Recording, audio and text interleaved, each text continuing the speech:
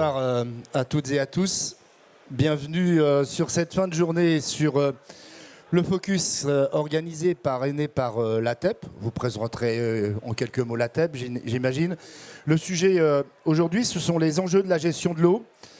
Les Français et les collectivités veulent-ils agir? Vous avez des chiffres et des données à nous présenter, j'imagine? Rien du tout. Alors, en présence de Marc Songelin, président de l'ATEP, de Jérémy Steninger, délégué général de l'ATEP, et Cédric Fontaine. Cédric Fontaine, vous êtes vice-président ATEP section eaux pluviales.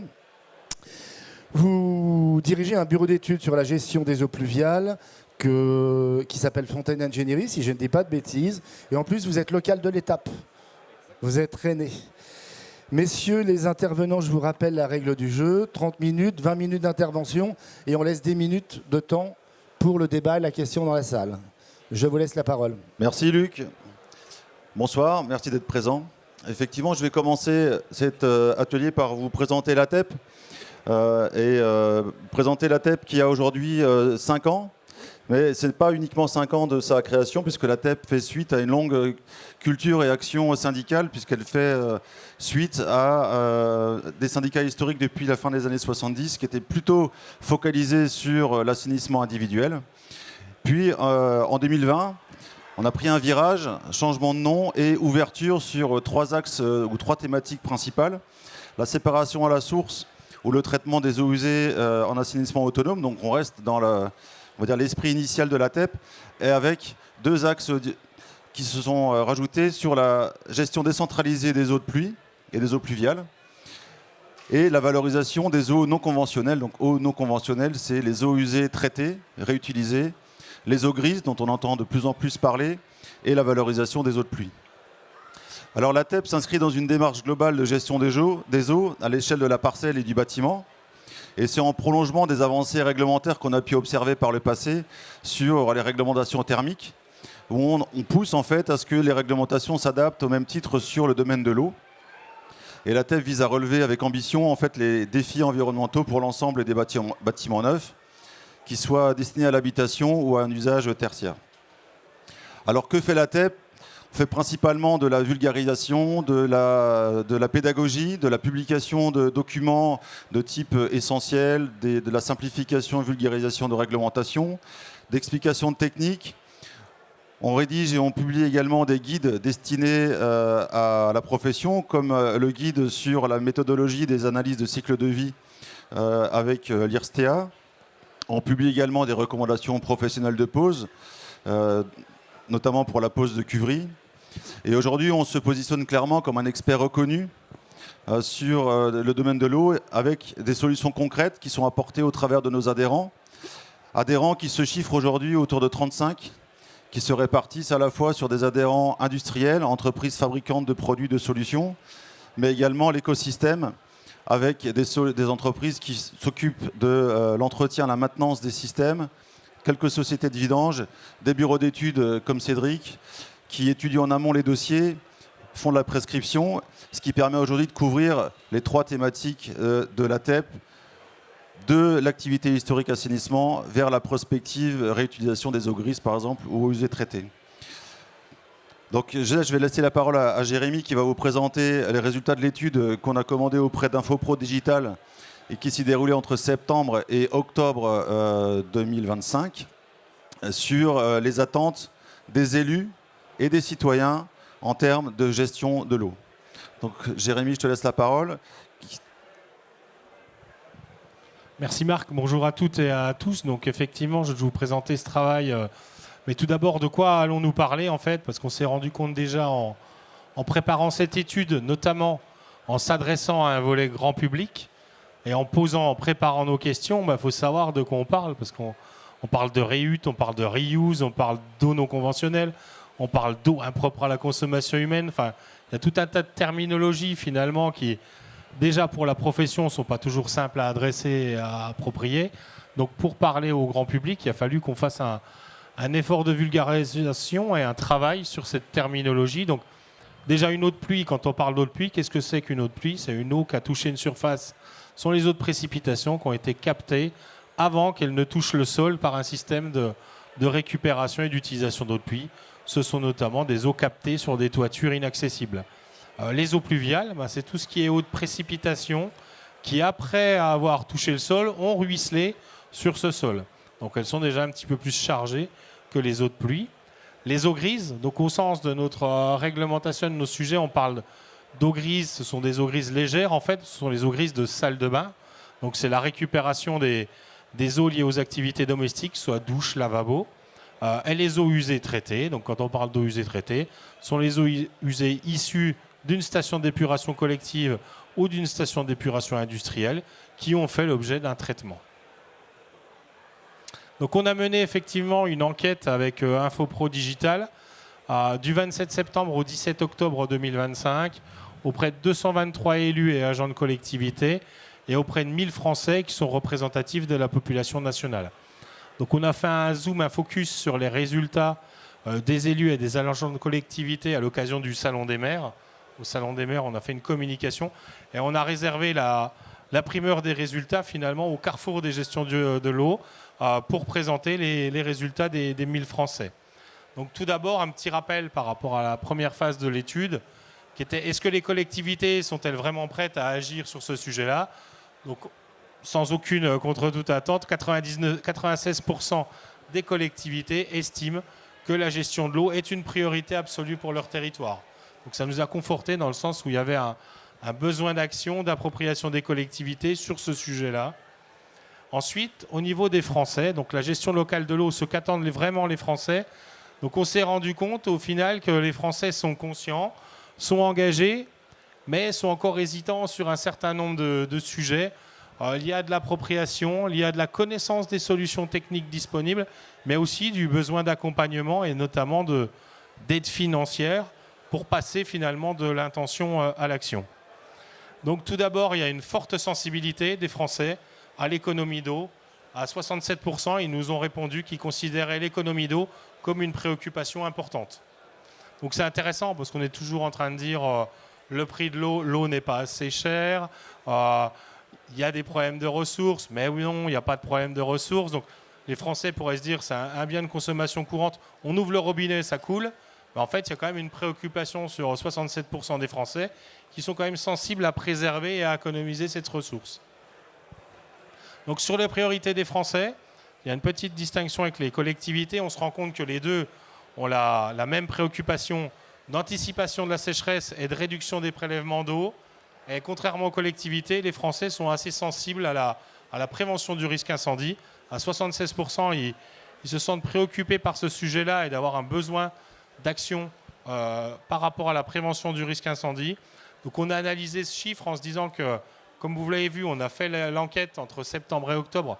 Donc on sort de l'été, on sort de la période de temps sec, on sort de la période de canicule et on sort aussi des événements où il y a parfois des feux de forêt assez importants et qui sont médiatisés. Donc forcément, dans l'esprit des Français, à la sortie de l'été, on pense plus au risque incendie. On aurait fait l'enquête maintenant, peut-être que ça aurait été 76% de prévention du risque inondation. Donc enfin, on voit malgré tout que les Français sont sensibles aux enjeux climatiques et réagissent en fonction de l'actualité. Donc ce qui est intéressant aussi et qui nous a confortés, c'est qu'il y a les Français plébiscitent des usages de bon sens de l'eau, et notamment l'usage des eaux non conventionnelles. Et les Français souhaitent que leur collectivité s'engage dans la réutilisation des eaux usées traitées, récupération des eaux de pluie. Et pour 41% des Français, c'est pour faire de l'arrosage des espaces verts publics. Et pour 33%, faire le nettoyage de la voirie. Et ce pourcentage de 33%, il monte à 50% quand on est en région Île-de-France, par exemple. Donc après, de passer de l'intention à l'action, on a décelé un vrai décalage générationnel. En fait, il y a déjà 93% des Français qui sont attentifs à leur consommation d'eau. Ensuite, on voit que les comportements concrets, dans les résultats, ceux qui ont mis en place de la récupération et utilisation d'eau de pluie, ceux qui font des gestes, qui ont mis en place des outils hydroéconomes, sont les plus de 35 ans. Donc c'est assez, on explique ce chiffre des plus de 35 ans assez facilement finalement, c'est qu'à 35 ans, on a accédé à la propriété, on a son pavillon, et que finalement, on se soucie de ce qui se passe chez nous. Et contrario, on voit que les jeunes générations sont un peu moins sensibles à ces sujets d'économie d'eau, étant parfois locataires, n'étant pas propriétaires, ne payant pas toujours directement la facture d'eau, n'étant pas celui qui fait le geste d'investissement pour économiser. Mais par contre, ce qui est intéressant, c'est que sur ces jeunes générations, on sent une évolution et une sensibilité aux nouveaux sujets, comme le sujet du recyclage des eaux grises. Quand on interroge les Français sur récupérer, parce qu'on a été plus simple que le recyclage des eaux grises dans la question, on a demandé si vous étiez participant, si vous récupériez vos eaux de salle de bain pour alimenter votre chasse d'eau, eh bien, les jeunes générations répondent plus facilement oui que les anciens. Et la même chose sur l'utilisation des toilettes sèches, on voit que les jeunes générations sont plus sensibles et sont prêts à utiliser ces toilettes sèches. Les Français sont-ils prêts à payer plus cher l'eau? Donc on les a interrogés sur ce sujet-là de perception du prix de l'eau, notamment au regard de l'énergie. C'est vrai qu'on a des coûts d'énergie qui sont un peu plus importants et on a une sensibilité assez forte aux économies d'énergie. On a voulu voir si on était un peu dans le même sujet sur l'eau. Et la moitié des Français, un petit peu plus, 52%, acceptaient une hausse modérée du prix de l'eau. Donc une hausse modérée, c'était moins de 5%. Donc on est prêt à faire des efforts, des gestes, mais finalement, l'eau reste un bien de consommation courante où il faut qu'on ait un prix qui soit accessible pour les Français. Donc si on regarde un petit peu le regard croisé sur la gestion de l'eau entre les collectivités et les Français, donc on a vu que pour 96% des collectivités, ils estiment que la gestion de l'eau représente une priorité absolue pour leur territoire. Il y a 4 collectivités sur 10 qui ont déjà déployé des actions de gestion de l'eau à l'échelle des parcelles. En vis-à-vis les Français, 67% des Français reconnaissent que leur commune s'implique pour faire des économies d'eau. Donc finalement, ça c'est intéressant aussi, c'est que les Français placent la collectivité comme un acteur identifié sur ces sujets-là et un démonstrateur. La collectivité montre l'exemple et la collectivité agit pour l'eau, c'est la perception des Français. D'ailleurs, 63% estiment que la collectivité, elle agit suffisamment. Et il y a 93% de Français qui sont attentifs à leur consommation d'eau. Par rapport aux effets du changement climatique, ce que je vous disais tout à l'heure, la petite différence, c'est que là, on ne voit pas le chiffre, mais les collectivités sont sensibles à sécheresse, inondation, tout confondu dans 30%. Et la petite différence, c'est que les Français sont plus soucieux de l'anticipation du risque incendie. Sur les économies d'eau et la valorisation des eaux de pluie, donc au travers de l'étude, on a vu qu'une collectivité sur 2 a déjà mené des actions de valorisation de l'eau de pluie, et notamment pour 42% dans des établissements scolaires. Donc ça peut s'expliquer aussi par toutes les campagnes qui ont été notamment menées par les régions de mise en place de récupération et utilisation d'eau de pluie au niveau des collèges et des lycées. Et on voit qu'un Français sur 2 déclare récupérer l'eau de pluie pour l'arrosage de son jardin, le nettoyage de sa voiture. Sur le regard croisé de l'accompagnement financier et de l'accompagnement technique, je dirais, il y a 47% des collectivités qui estiment avoir des difficultés pour obtenir les financements pour déployer ces actions-là. Et à 45%, ils s'estiment ne pas suffisamment accompagnés techniquement dans la vulgarisation, dans l'appropriation, dans ce qui est le domaine du possible. Et au niveau des Français, il y a 28% de Français qui estiment aussi manquer de connaissances sur tous ces sujets, ne pas être assez sensibilisés finalement aux économies d'eau et aux solutions à mettre en place. Et pour 21%, ils estiment qu'ils auraient besoin d'aide financière pour pouvoir passer de l'intention à l'action sur ces sujets-là. Donc on voit aussi, si on fait un petit parallèle, c'est que finalement tous les efforts qui ont pu être faits par les gouvernements, par les différents acteurs de sensibilisation aux économies d'énergie, à l'isolation à l'échelle du bâtiment, il faut aujourd'hui qu'on ait la même énergie qui soit mise en place pour la sensibilisation aux économies d'eau, aux conformités des installations privatives, pour pouvoir accompagner les Français vers la sobriété des usages de l'eau. Donc si on fait un petit focus sur la région nord-ouest, où on se situe aujourd'hui, donc c'est une région qui est déjà fortement mobilisée, puisqu'on est un petit peu au-dessus de la moyenne nationale, puisqu'on a 70% des habitants qui se disent attentifs à la gestion de l'eau. Un point particulier sur cette mobilisation, c'est qu'il y a aussi, on a un niveau un petit peu supérieur, 62% qui sont déjà engagés ou qui envisagent de mettre en place des actions de récupération d'eau de pluie. On voit que la réduction de la consommation d'eau reste la priorité numéro 1 là, sur la région nord-ouest. C'est ce qui ressort en premier des préoccupations. Avant toute chose, c'est la réduction des consommations, la préservation de la ressource. Et je vais passer la parole à Cédric pour nous présenter deux cas concrets de réalisation qu'on puisse se faire sur la région. Bonjour à tous. Oui, je vais vous présenter alors deux exemples complètement différents de ce qui s'est fait ces dernières semaines, ces derniers mois sur notre belle région bretonne. On va d'abord aller près de la mer à Lancieux, magnifique commune, très belle plage, mais aussi une école. Alors une école, qui dit école dit cours d'école, et qui dit cours d'école dit en général du bitume. Les enfants jouent au ballon dans la cour d'école, et ça c'était l'école des années 90. La ville a décidé de travailler sur cette cour d'école et c'est important notamment dans l'acceptabilité, c'est ça que je voudrais mettre en avant aujourd'hui.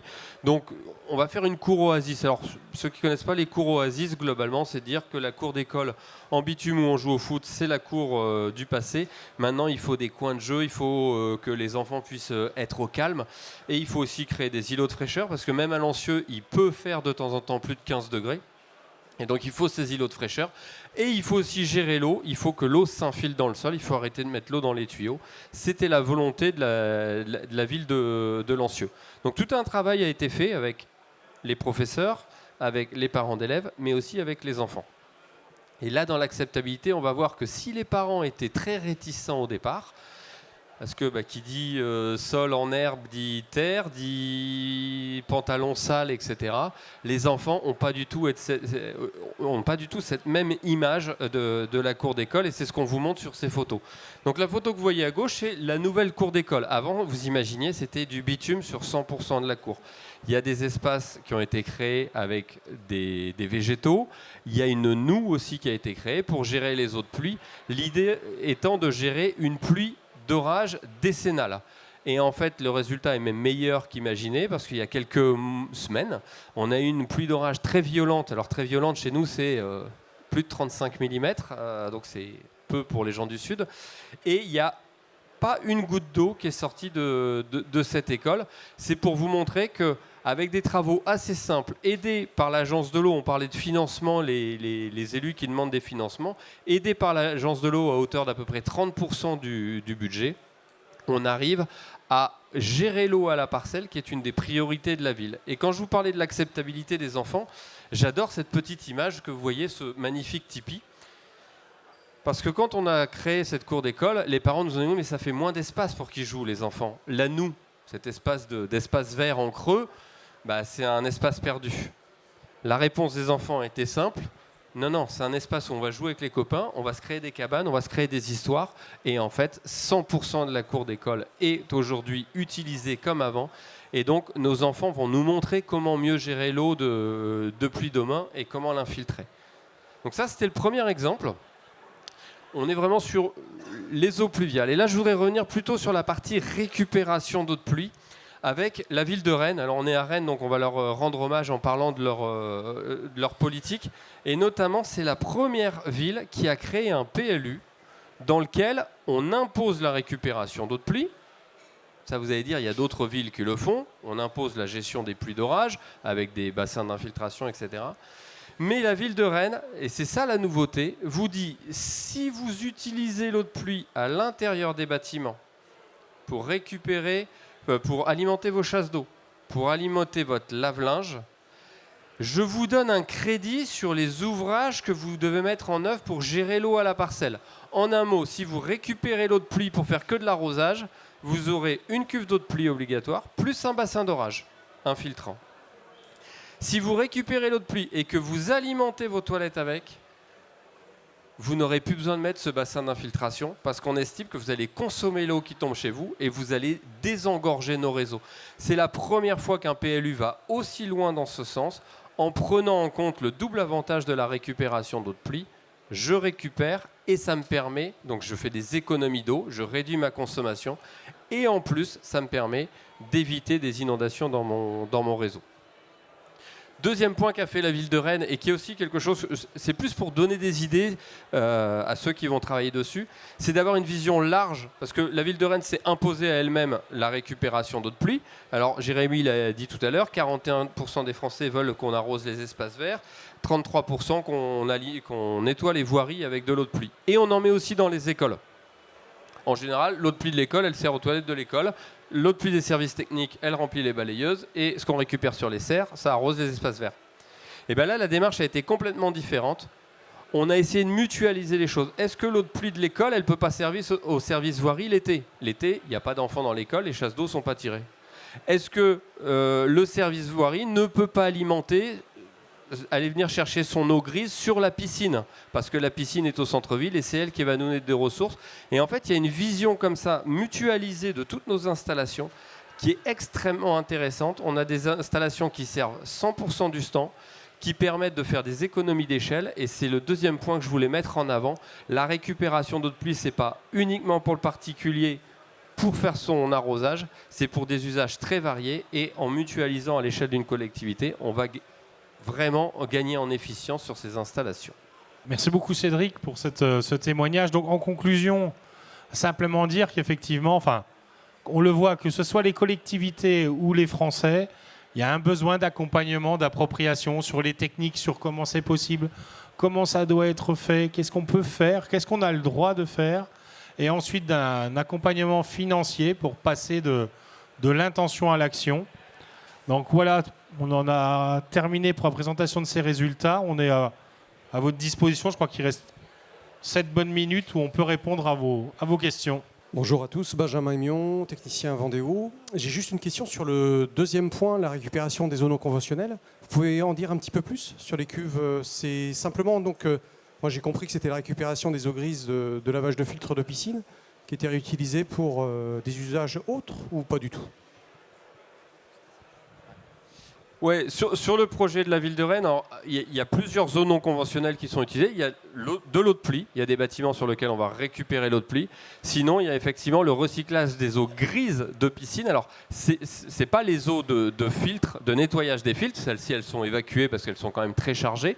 Mais c'est le résidu. Il faut savoir que quand on a une piscine, la loi nous impose de remplacer par baigneur au moins 30 litres. À chaque fois qu'un baigneur rentre, on doit mettre 30 litres d'eau neuve. Il y a une partie de cette eau qui est réutilisée pour faire le contre-lavage des filtres. Le reste est récupéré là pour la ville de Rennes pour remplir notamment les balayeuses et ça nous donne une ressource d'eau importante l'été. J'ai répondu? Ouais. Une autre question?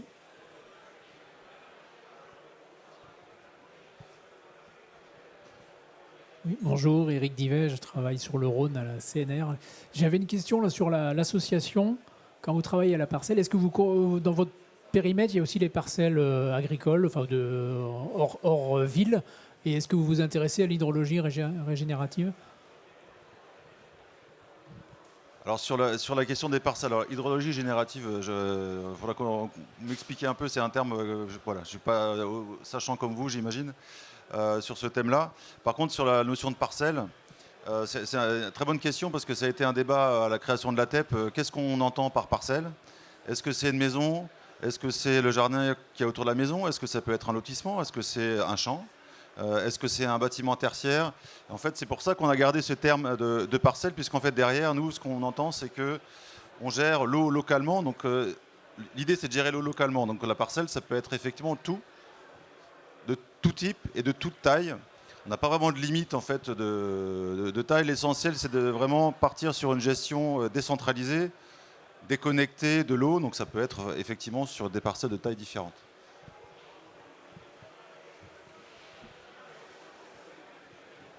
D'autres questions? Ah, bienvenue. Mais venez. Est-ce qu'il y a d'autres questions? Pardon. Ça revient sur l'enquête. Comment vous avez sollicité les 1000 Français et les collectivités? C'était un questionnaire téléphonique, à l'oral, des rencontres? On est passé par un institut de sondage, hein. C'est pas nous qui avons réalisé cette enquête, qui a elle-même des panels et qui a utilisé ces outils. Donc je pense que c'est mailing et emailing et relance de mailing. On est passé par Infopro Digital Études où on a fait effectivement, c'est eux qui ont défini le panel représentatif ça c'est leur métier d'institut de sondage qui nous ont fait ce travail-là, ouais. juste pour compléter, Élodie Philippe Vendéo, les 1000 personnes sont réparties sur toute la France. Est-ce que les résultats là, que vous donnez, les pourcentages sont homogènes sur toute la France? Je pense notamment à la défense incendie. Est-ce que c'est plus un sujet sud de la France ou le nord-ouest est également des résultats On a sorti quelques différences sur les disparités régionales et il me semble qu'on a regardé ce sujet-là. Non, il y avait peut-être un petit peu plus au sud, mais ce n'était pas plus marqué que ça. C'est pour ça que nous, on avait lié aussi le résultat à l'actualité, le fait qu'on soit en sortie d'été, où les gens avaient peut-être en traite d'avoir vu des incendies dans le sud sur ces sujets-là. Après, il y a quelques... Là où il y a un chiffre assez important, c'est sur le recyclage des eaux grises, où on voit qu'en région Île-de-France, on est plus près qu'ailleurs, notamment sur les collectivités. Il y a 50% des collectivités en région Île-de-France qui sont prêtes à passer de l'intention à l'action en réutilisant les eaux grises des immeubles de logements collectifs ou d'infrastructures sportives. Et après, sur les autres disparités, il n'y a pas énormément. Il y a des régions qui sont plus ou moins fortes par rapport aux d'autres, mais la tendance globale est quand même générale, oui.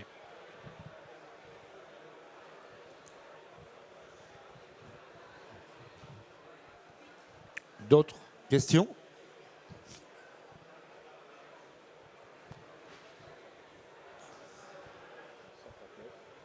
Monsieur le président de la TEP, je peux vous en Bien. poser une? Deux questions? Ça dépend laquelle. Vous n'êtes pas obligé de répondre. Non, mais finalement, c'est super intéressant. Mais qu'est-ce que vous allez en faire, vous, dans votre stratégie à 2 ans, 3 ans, 5 ans, et sur ces actions-là? Et je vous jure qu'il ne m'a pas demandé de lui poser cette question-là. Hein. Non, effectivement, sinon j'aurais préparé une réponse.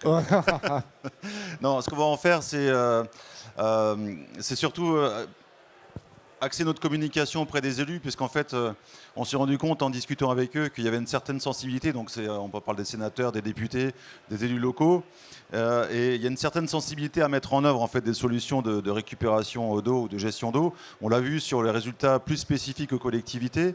Et en fait, là, ce qu'on va en faire, l'intérêt principal, c'est qu'on voulait savoir est-ce que les Français sont prêts à suivre derrière les collectivités ou les politiques publiques si elles sont mises en place. Par exemple, l'exemple de Cédric est plutôt parlant puisque c'est un PLU plutôt, innovant, mais qui peut aussi cliver puisqu'en fait, ça impose de mettre en place des ouvrages qui n'ont pas forcément été identifiés au départ par les particuliers. Et c'est effectivement cette confronter en fait cette vue de dire les collectivités veulent, nous on pousse que oui, et les citoyens suivent. La preuve, c'est qu'ils sont prêts, ils sont même prêts à payer un peu plus cher l'eau, alors un tout petit peu, mais c'était vraiment l'intérêt principal. Et ensuite, on a une étude, alors on a présenté quelques chiffres, mais on a aussi beaucoup d'autres chiffres régionalisés sur des thématiques, et on peut aussi venir confronter les politiques publiques et la volonté des particuliers, notamment sur la réutilisation des eaux usées traitées. On voit que les collectivités sont beaucoup plus axées sur venir réutiliser les eaux de stations d'épuration, pour des fois les déplacer sur des kilomètres et des kilomètres pour venir soutenir un étiage d'une rivière ou d'un fleuve, alors que les particuliers sont plus sur la réutilisation locale, dans leurs bâtiments, dans leurs maisons ou plutôt dans les immeubles aujourd'hui, sur les eaux grises. Et donc on a vraiment là, derrière le mot réut ou réutilisation, on a deux visions en fait différentes entre ce que les collectivités font sur les stations d'épuration collective et ce que les citoyens veulent dans leur cadre d'habitation. C'est un peu longue la réponse. Est-ce qu'il y a d'autres questions? Peut-être un mot de conclusion? Merci, je crois que Jérémy a fait la conclusion. Moi, je tiens à vous remercier pour avoir participé à cette présentation des chiffres. Je vous invite à poursuivre la discussion pour ceux qui s'intéressent sur le stand de la TEP qui se trouve à l'autre bout du hall. Donc c'est le même hall, mais vous faites tout droit dans l'allée, où il y a un cocktail qui est organisé, où ça permettra d'échanger pour ceux qui veulent ou qui n'ont pas osé poser des questions en public. Vous aurez l'occasion d'échanger avec les 3 personnes présentes, plus d'autres membres de la TEP. Merci beaucoup.